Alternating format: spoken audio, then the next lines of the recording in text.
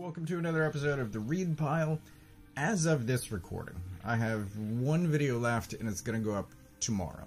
So I've talked about taking a break from this series, and I've also talked about still wanting to continue talking about books. And I have returned after reading a ton of stuff. I've basically filled a box that I'm going to get rid of today. But I want to talk about Lumberjanes. Also, bloop. So, Lumberjanes is a series that I got into years back, and I got the first 5 volumes. And I got to volume 5, and it was honestly so bad that I stopped. That I was unsure whether or not to continue, because there's writer and artist changes throughout this, really the entire 20-volume series. So this is roughly a quarter of it. And I really enjoyed the first one, and then I really enjoyed, honestly, 2's a little bit of a dip quality-wise, but then 3 and 4 are also great. 5 sidelines the main characters to a point that I'm just like, I can't. I don't care. I don't care. It's really bad. Like I was saying, writer and artist changes, but let me talk about the book, right? So, we've got this cast of characters. There's another one as well. There's her. So, there's this cast of characters. They are at a summer camp for hardcore lady types. And you can see there's a little bit of mystery already going on. This thing here too. So the book starts, Beware the Kitten Holy. And it's a summer camp for girls. And it's just full of fun, adventure, weird, magical mystery stuff. There's a bear lady. There's these golden discs that are attached to a pack of wolves and foxes? I think it's foxes.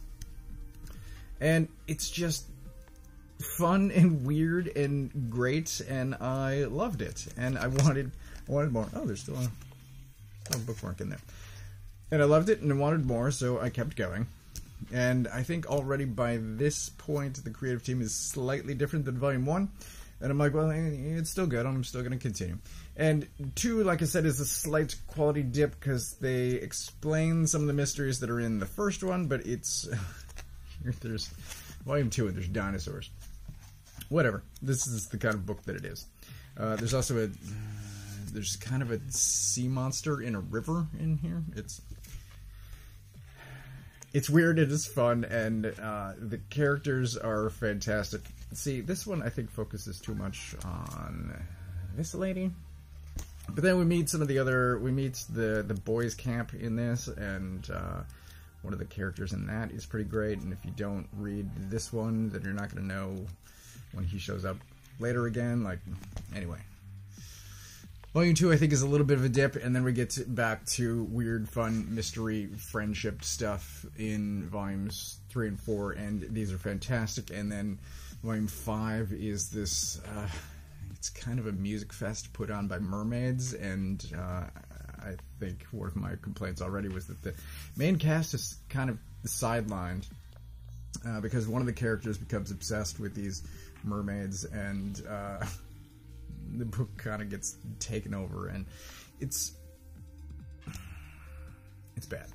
So I stopped buying these years ago when I got to Volume 5. I'm like, I can't trust who's gonna write and draw this series anymore, and I also couldn't trust these product listings, I'll say, because both Wikipedia and Amazon are frankly wrong about who writes and draws these things.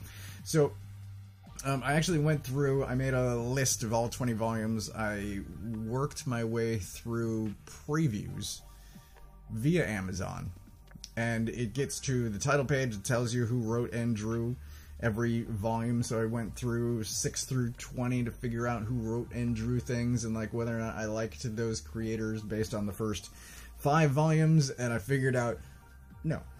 This is where I'm going to stop. So ultimately, I am keeping the first 4. I'm going to get rid of Volume 5 today and the box of other books that I'm getting rid of. And I will appreciate these. And I will will look back and wish that things had been different. But it is great. I will say that it's a series worth starting.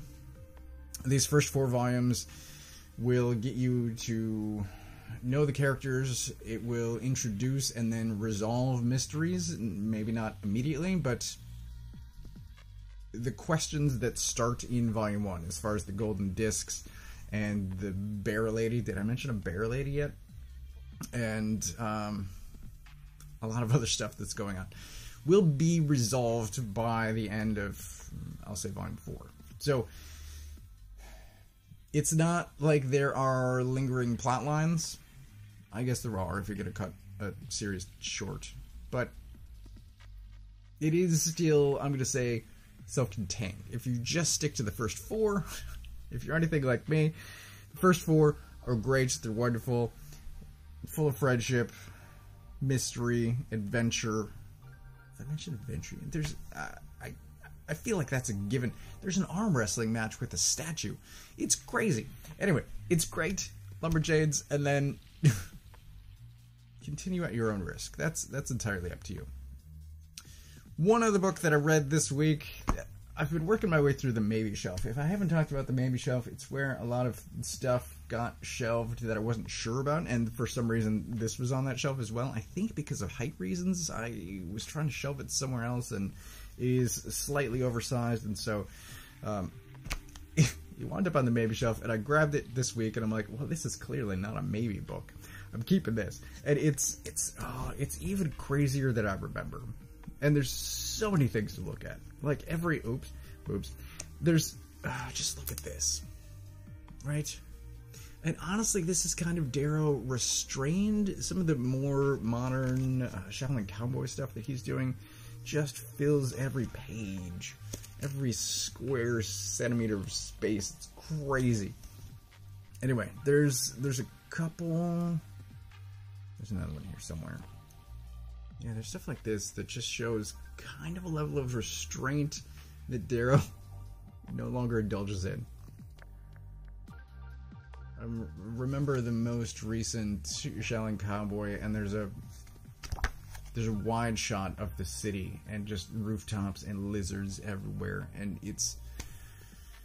Oh, man. Jeff Darrow.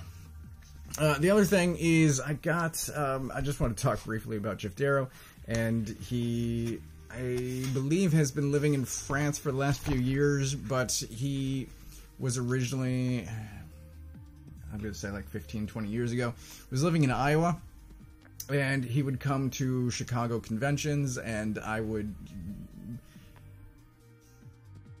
take time to chat with him every year, because I was also tabling at Wizard World or Chicago Comic-Con 20-ish years ago, and it's just like he didn't have the big banners, he didn't have a construction thing on his table, it was just him and I think his daughter, it's hard to remember, and he'd have a sketchbook, he'd have some stuff on the table, and he would have like a milk crate full of books, and that was it.